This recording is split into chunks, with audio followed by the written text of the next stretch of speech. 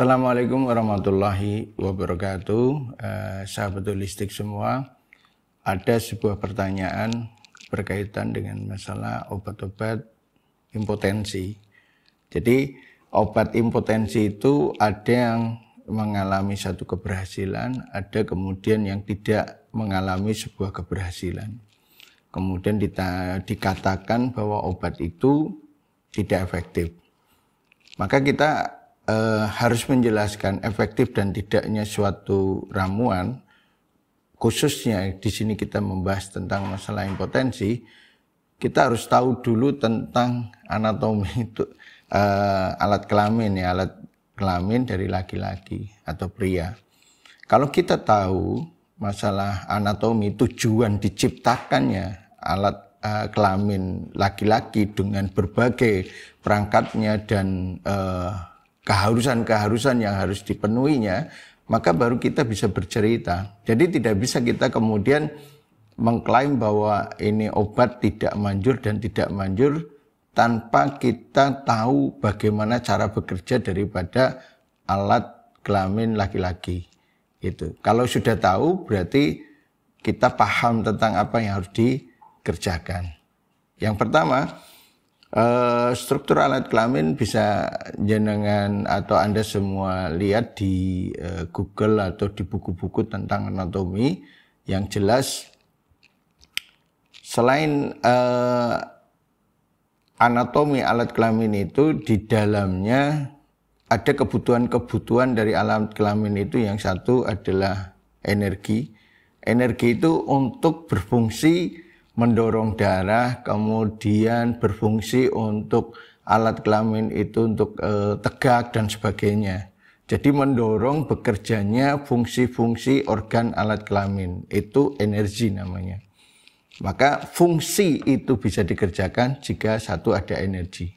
Kemudian yang kedua ada materi, berarti ada nutrisi yang masuk ke dalam materi, ke dalam alat kelamin pria itu sendiri. Jadi kalau nutrisinya tidak ada, bagaimana alat kelamin itu akan bekerja? Kalau cuma energi saja tanpa ada nutrisi untuk dia bekerja yang non-stop atau bekerja harian sehingga dia tetap bisa berfungsi, maka dia membutuhkan nutrisi itu dan cairan. Nutrisi itu berarti darah dan seperangkatnya dengan cairan untuk pelumasnya. Ini seperti mobil, kalau mobil ada aki, ada kelistrikan, itu energi. Tapi adanya bensin dan adanya oli itu adalah nutrisi yang berkesinambungan dan harus diisi ulang. Listrik itu supaya nanti ketika diisi ulang itu menghasilkan energi, energi itu kemudian memasok aki untuk dia bisa ngecas lagi supaya nanti ketika bensin habis diisi lagi, bisa bekerja lagi. Nah, ini hal yang harus dipahami. Kemudian kecukupan nutrisi itu juga menjadikan ada bahan materi yang didorong ke tabung yang ada di alat kelamin laki-laki sehingga dia bisa membesar. Membesar, panjang, besar, kuat. Itu. Nah, seberapa panjang, seberapa kuat, itu tergantung isinya. Kalau isinya cukup, darahnya cukup, yang masuk ke dalam alat kelamin itu, sehingga selongsong yang di dalamnya yang kosong itu bisa terisi, semakin banyak darah yang mengisi, dan energinya juga semakin kuat, karena darah itu sebanding lurus dengan kemampuan membentuk energi.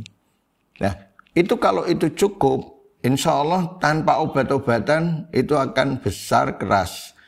Makanya orang yang makannya banyak, dia makannya banyak, terus yang dimakan banyak daging atau protein hewani, dan tubuhnya kelihatan kuat, kekar, dan apalagi dia olahraga atau bergerak sehingga gerakan itu akan menghasilkan energi dan energi itu akan besar sehingga mampu mendorong darah itu sampai ke daerah penis terutama kalau kita bicara masalah impotensi.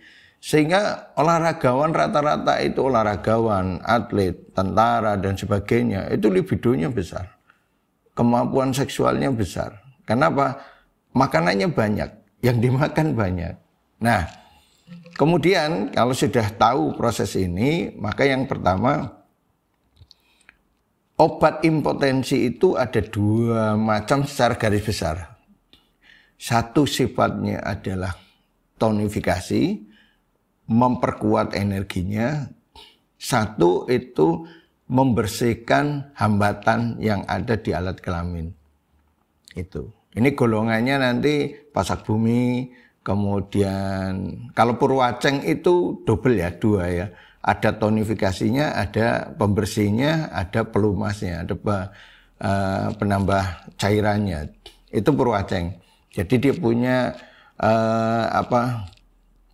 banyak pola gitu dalam bekerjanya. Sehingga berbeda dengan pasak bumi. Kalau pasak bumi tidak ada tonifikasinya, dia membersihkan. Nah, kalau sifatnya mendorong tonifikasi ada yin yang ho, sanrego itu. Sebangsa ramuan-ramuan yang sifatnya panas kering. Dan ini mengkonsumsi cairan. Panas kering ini mengkonsumsi cairan. Maka ketika ada seseorang kekurangan darah, kekurangan cairan, dia minum ramuan tonifikasi yang sifatnya menegakkan, sifatnya mendorong. Nah, kalau yang didorong itu tidak ada, maka tidak ada kemaksimalan dalam fungsi ramuan itu. Karena dia mau bekerja harus ada yang didorong, dari yang didorong tidak ada. Maka Anda akan melihat ramuan-ramuan ini sangat efektif bekerja pada orang yang satu masih muda, di mana dia makannya masih banyak, atau orang tua yang kecukupan nutrisi, baru ramuan ini bekerja. Tapi pada orang yang menghendaki libidonya naik, tapi nutrisinya kurang, cairannya kurang, dia menggunakan ramuan ini, mungkin di awal ada reaksi efektif di awal. Selanjutnya tubuhnya semakin kering, sehingga tidak bisa maksimal lagi. Itu ada kedua kemungkinan. Atau kemungkinan yang kedua, karena dia sudah sangat kekurangan, tidak ada efeknya sama sekali. Ini yang harus dipahami. Kenapa saya bisa bilang kayak gitu? Saya membuat ramuan tentang untuk kejantanan itu enggak 10-20 jenis.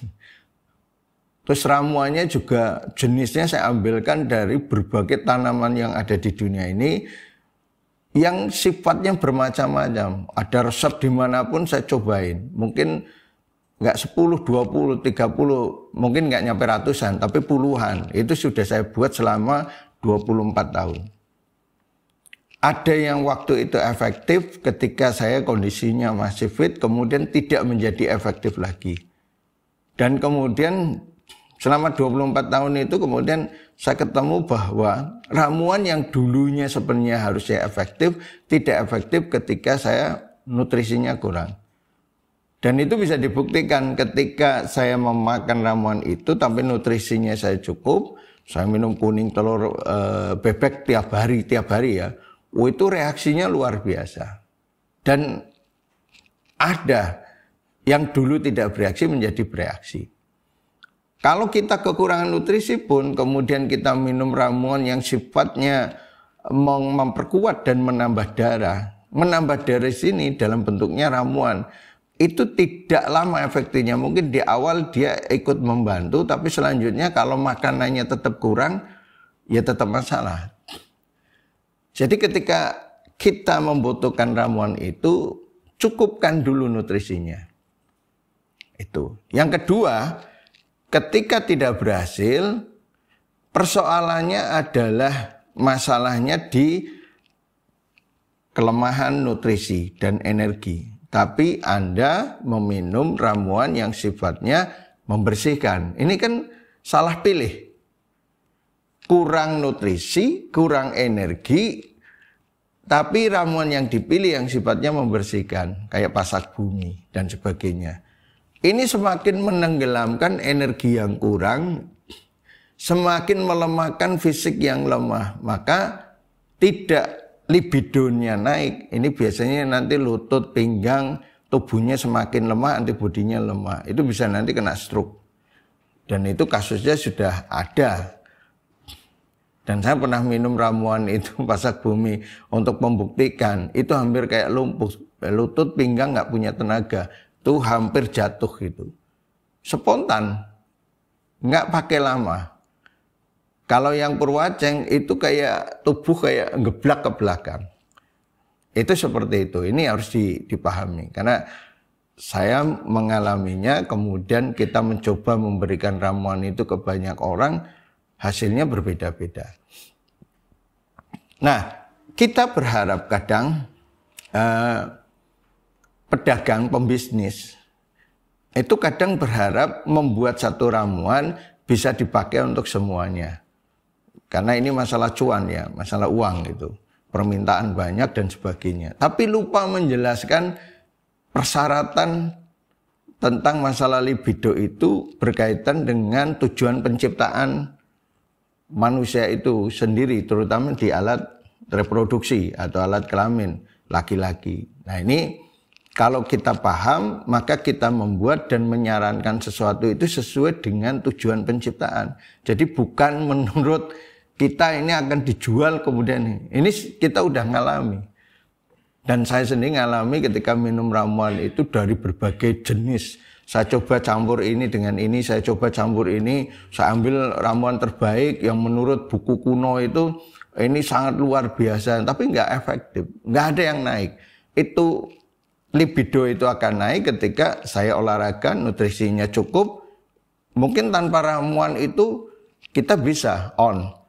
Bahkan dengan ramuan itu akan lebih on lagi, karena apa? Ada pendorong tambahannya. Selain olahraga, selain nutrisi, ada ramuan tambahannya, dan itu luar biasa. Itu nggak perlu diurut, nggak perlu diapakan, dengan sendirinya dia akan membesar, kencang, kuat, dan sebagainya yang kita inginkan. Sperma akan berlimpah dan sebagainya. Karena begitu pembentukan sperma itu cukup dalam tempo waktu 2-3 hari mencukupi penuh, itu dengan sendirinya akan ada rangsangan untuk dikeluarkan. Karena apa? Organ laki-laki itu kalau kayak perempuan, kalau perempuan begitu masanya menstruasi, dia harus dikeluarkan, dia harus keluar. Sperma juga sama, harus dikeluarkan. Makanya ketika dia udah penuh, maka dia akan ada rangsangan untuk keluar berupa keinginan untuk berhubungan. Nah, kalau 2 hari dia cepat penuh, ya 2 hari dia menginginkan. Tapi kalau seminggu dia baru pingin, setengah tahun dia baru pingin, atau setengah bulan dia harus pingin, berarti perlu dicek nutrisinya. Tapi kalau makannya bagus, kok ininya tidak muncul, energinya yang diperhatikan. Satu. Yang kedua, energinya ada, nutrisinya ada, cukup, mencukupi. Kok tidak bisa? Mesti ada hambatan yang menghalangi. Nah itu cara berpikirnya kayak gitu.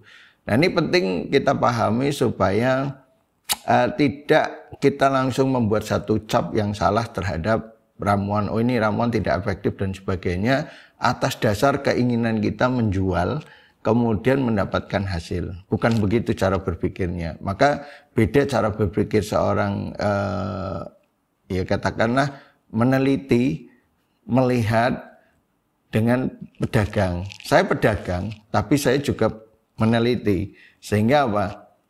Kita profesional aja lah dalam menyampaikan hal itu. Apa adanya, sesuai dengan kaidah ilmu. Maka kita konsepnya adalah menjual dengan ilmu. Kalau kita tidak menyampaikan apa adanya, yang jadi persoalan nanti di akhirat nanti kita akan ditanyain itu apa-apa yang kita sampaikan di dunia ini.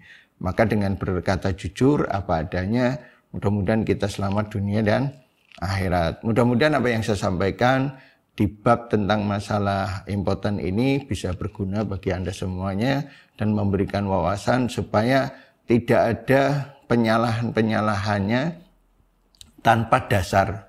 Jadi menyalahkan, membenarkan ketidaktepatan itu harus ada dasarnya.